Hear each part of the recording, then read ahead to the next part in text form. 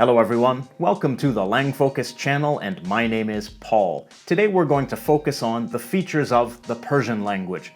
Around 3 years ago I made a video about Persian and that was actually the very first language profile video on this channel. But that video focused mainly on the history of the language, so I wanted to add another video focusing on its features. So let's get right into it. Persian is a pluricentric language with 3 different standard varieties: the Standard Persian of Iran, Standard Dari in Afghanistan, and Standard Tajik of Tajikistan, and also Uzbekistan, where it's a minority language. And of course, each country where it's spoken has various spoken dialects. Along with the Persian of Iran, Dari and Tajik are also commonly referred to as Farsi by many speakers, which means Persian. The focal point for this video will be the Persian language of Iran, and when dealing with the colloquial language, specifically the dialect of Tehran.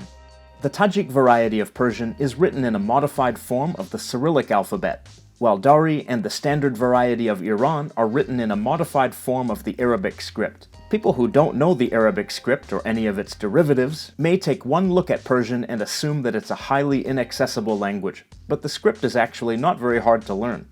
It's based on the 28 characters of the Arabic script, but it adds 4 additional characters in order to make consonant distinctions that don't occur in Arabic.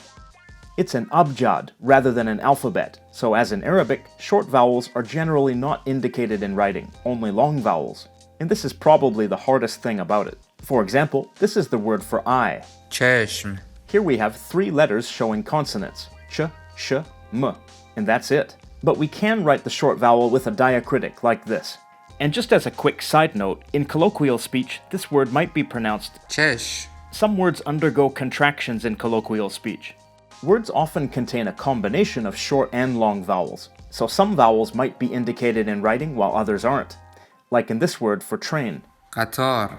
The first vowel is short and written with a diacritic, while the second one is long and written with a letter. The diacritics for short vowels are normally only written for children's and beginners material. But once you know a word, you don't need the diacritics to read it.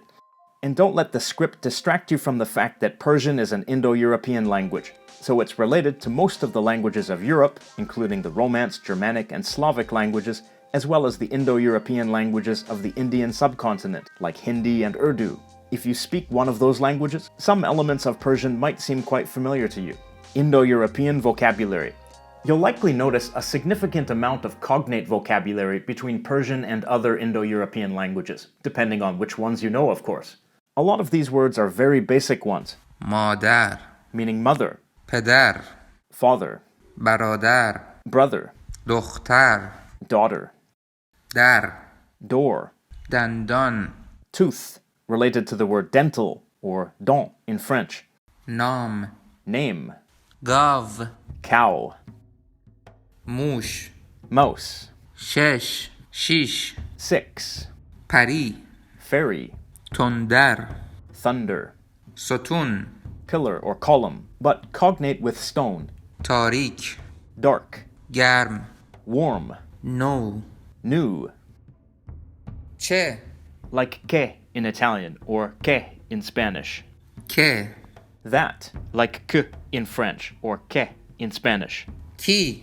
Means who, like qui in Italian or qui in French. And some verbs too. Mordan. Meaning to die, related to French, mourir, Spanish, morir, and English mortal and murder. Randan. To drive, but cognate with English run. Robudan. Cognate with English rob. Ast. Is. Also, in French and s in Spanish. Not all Persian vocabulary is Indo-European. There's also a significant amount of Arabic vocabulary that was adopted into Persian, more so in literature than in everyday speech. A few examples. The greeting, Salam. comes from the Arabic word salam, meaning peace.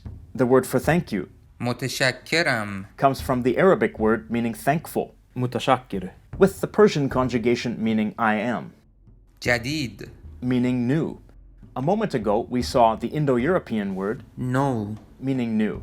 This is an alternate word. Many Arabic borrowings also have native Persian equivalents, Dars. meaning lesson or course, from the Arabic noun, dars, meaning lesson. There are many Arabic words in Persian, but the percentage of Arabic words depends on the formality and style of speech or writing. Pronunciation. The pronunciation of Persian is not too complicated. Most of the consonant sounds are sounds that appear in English, but the following consonants are worth noting. Kha. This is like the consonant at the end of Scottish loch. دختر. Qa. In Iranian Persian today, these are both mainly the same sound, which is a voiced equivalent of qa, a consonant which exists in Arabic. قایق. قم. Traditionally, these were different sounds, and qain was pronounced gha, but the two sounds have mostly merged. This is like the French J sound, je. It mainly appears in loanwords. جوان. Ra. The Persian rhotic sound is normally an alveolar tap. مردن. It also appears as a short alveolar trill, though that seems inconsistent and depends on the speaker. تندر. There are 6 basic vowel sounds, 3 short and 3 long. Short, a, e, o. Long, a, e, u. The long vowels are pronounced longer and are represented by abjad characters in writing. And as I mentioned before, the short vowels are only indicated with diacritics, which are not normally written. Notice that the two A sounds are not only different in length, but also quality. The long vowel is more of an open back vowel, ah, while the short version is an open front vowel, ah. Stress usually occurs on the last syllable of words. دندان. But this is not always the case with verbs, because the stress moves depending on the presence of certain particles or affixes. Grammar. In many ways, Persian grammar is simple and straightforward. There is no grammatical gender. There are no definite articles. This is the word for book. کتاب. By itself, it's definite. This means the book. If we want to make it indefinite, we add an indefinite article. یک کتاب. To me, this is pretty cool because it's usually the opposite. Some languages have no indefinite article, only a definite article. The indefinite article is actually the number 1, but it's commonly used like an indefinite article. There's also another way of making a noun indefinite, with an indefinite suffix, e. کتابی. What if we want to add an adjective to a noun? Adjectives work quite simply. They come after the noun, and a particle, e, is inserted between the noun and the adjective. The new book. کتاب جدید.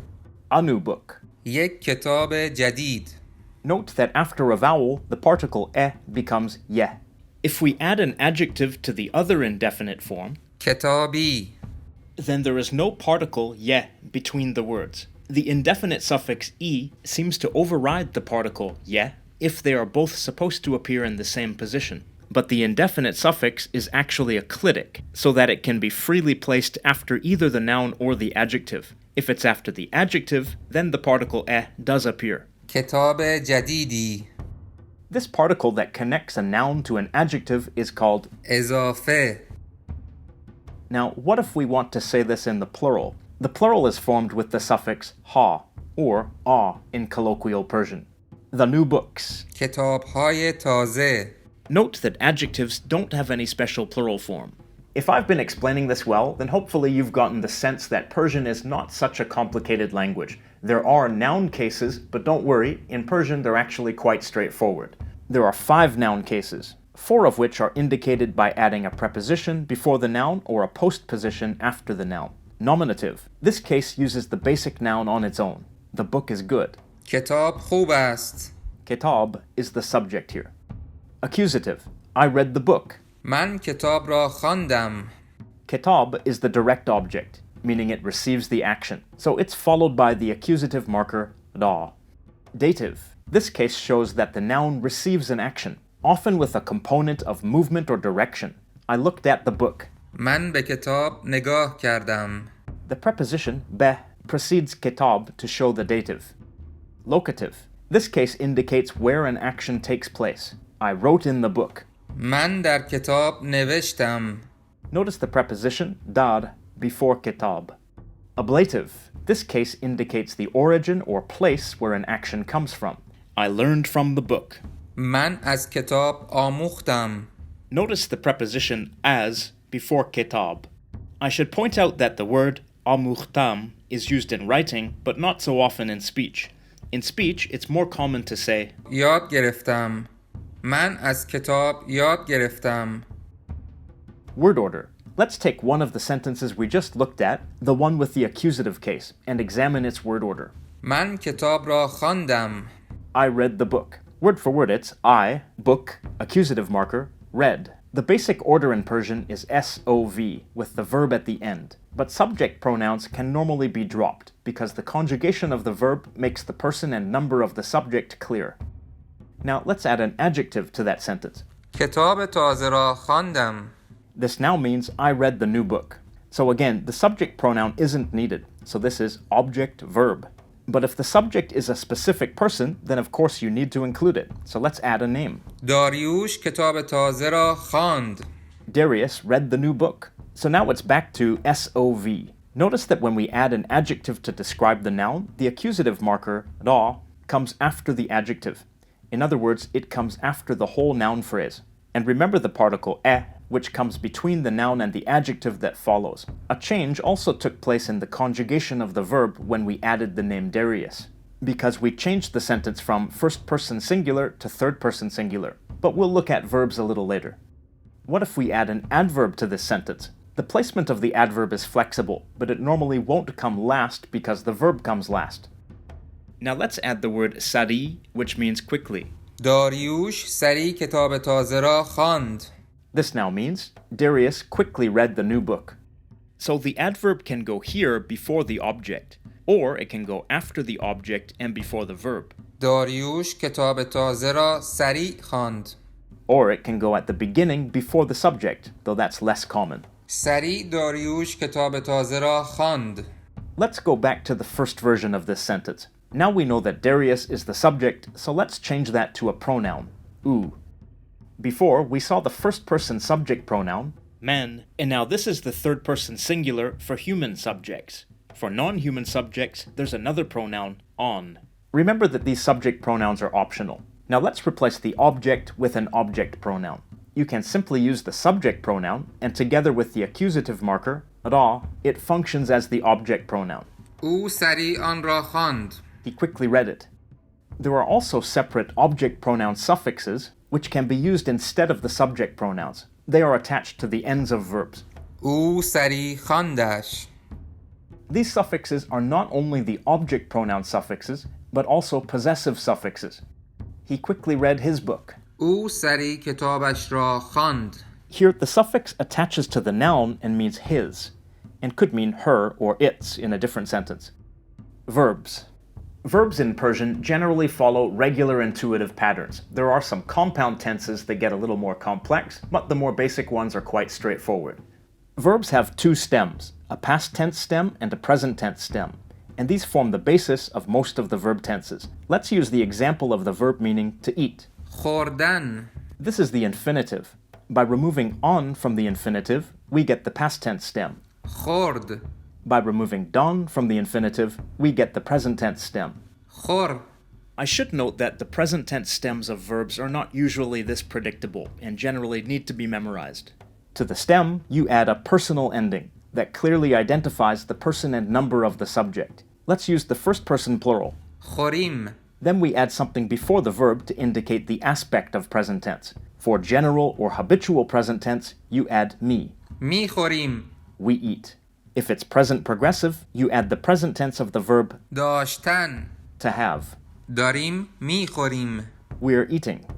This present progressive form is not used in formal or literary Persian, only colloquial Persian. The general present can also be used to express present progressive. To form the simple past, we add the personal ending to the past stem. خورد. خوردیم. We ate. Another past form is the imperfect, which is used to express the past habitual, like used to, or the past progressive, like I was doing. You simply add the particle me before the simple past form. می خوردیم.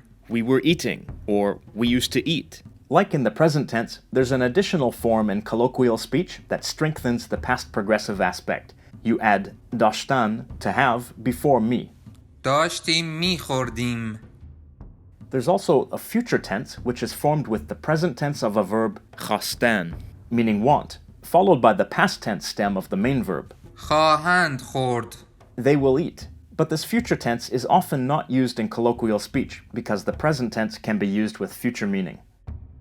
There's also a simple perfect or present perfect tense. To form this, you use the perfect participle form, which is the past stem plus e, and follow it with an abbreviated form of the present tense of the verb to be. خورده اند. They have eaten. And is the third person plural form. And if we change that to the past tense of the verb to be, we get the pluperfect or past perfect tense. خورده بودند. They had eaten. There are other compound tenses as well, but the ones we've covered so far should give you a general idea of how the verb tenses work. Questions. Now, if you want to turn that sentence into a question, what do? Well, you can simply use rising intonation. خورده بودند. In literary Persian, you can add the yes-no question marker, ya, at the beginning of the sentence. آیا خورده بودند؟ But what about open-ended questions? Here are the basic question words. کی؟ Who? چه؟ What? کجا؟ Where? کی؟ When? چرا؟ Why? چطور؟ How? کدام؟ Which? The question word usually comes after the subject if the subject is included in the sentence. تو چه میخوری؟ What are you eating? Word for word it's you, what, eat, or in the colloquial present progressive form. تو چه داری میخوری؟ How are you? حال شما چطور است؟ Here, hale shoma is the subject, which means your condition. Then chetor, meaning how, comes after the subject, and the third person singular present tense of the verb meaning to be comes at the end. So word for word it's your condition, how is. One important thing to notice in this sentence here is that this phrase shows another use of esafe, using the particle e to connect two words. When we saw it before, it connected a noun and an adjective, but this time it connects a noun to a pronoun to show possession. Esafe can also be used to connect two nouns, with the second one adding meaning to the first one. کتاب درس. Meaning textbook. The first word, kitab, means book, as you know, and the second, درس. means lesson or course. Literally, you could translate it as lesson book or course book. Now that we've examined some of the key features of Persian, let's look at one more sentence and see what we find. This sentence means, the children like bread, but they don't like vegetables. بچه ها نان را دوست دارند ولی سبزیجات را دوست ندارند. Word for word it's children, bread, accusative marker, they like, but vegetables, accusative marker, they don't like. First, we have the word for children. بچه ها. The singular is, بچه. and as we saw before, you add ha to form the plural. Next is the word for bread, نان. or نون. in informal speech, and it's followed by the accusative marker. At the end of this clause, we have the verb, as usual. But this verb is a little different than the ones we saw before. This is a compound verb, which is made up of two words, دوست. a noun meaning friend, and dashtan, the verb meaning to have, here conjugated for the third person plural. Yes, the verb for like in Persian literally means have friend, if you examine its parts. Many verbs in Persian are compound verbs like this, which are made up of a verb and another element like a noun or adjective. A few more examples. سر زدن. Head plus hit means to pay a visit. پا شدن. Leg plus become means to stand up. زندگی کردن. Life plus do means to live. The most common verb used to form compound verbs is کردن. Compound verbs account for most of the verbs used in Persian. Only around 100 simple verbs are used on a regular basis, and the rest are compound verbs. Now back to the sentence. Here we see the conjunction, ولی. meaning but. Next we see the plural noun, meaning vegetables. سبزیجات. The singular form is, سبزی. so the regular plural form is, سبزیها. but when referring to vegetables in general, the common word is, سبزیجات. which means vegetables and herbs. Then next we see the accusative marker again. And then we see the negative form of the compound verb we saw a moment ago. دوست ندارند. To make a verb negative, you just add na before the conjugated verb. As you can see, Persian is quite a straightforward language, which might come as a surprise to some of you who were initially scared off by the script. Aside from the verbs, everything seems to follow regular patterns without many exceptions. And even the verbs, while there are some complex and irregular forms, work quite logically. This makes Persian seem like quite a fun language to learn. One of the challenges is probably the difference between the spoken colloquial language and the written formal language, because the written formal language hasn't really changed in hundreds of years. but it seems that most learners of Persian get used to these differences without too much trouble. The question of the day. For native speakers and fluent second language speakers of Persian, what other features of Persian do you think are important or valuable for us to know about? And for learners of Persian, what's been your experience with studying Persian? What have you found challenging, and what have you found enjoyable? Be sure to follow LangFocus on Facebook, Twitter, and Instagram. And once again, thank you to my wonderful Patreon supporters, especially these ones right here on the screen, who are my top-tier Patreon supporters. Many special thanks to them. And to everyone, thank you for watching and have a nice day.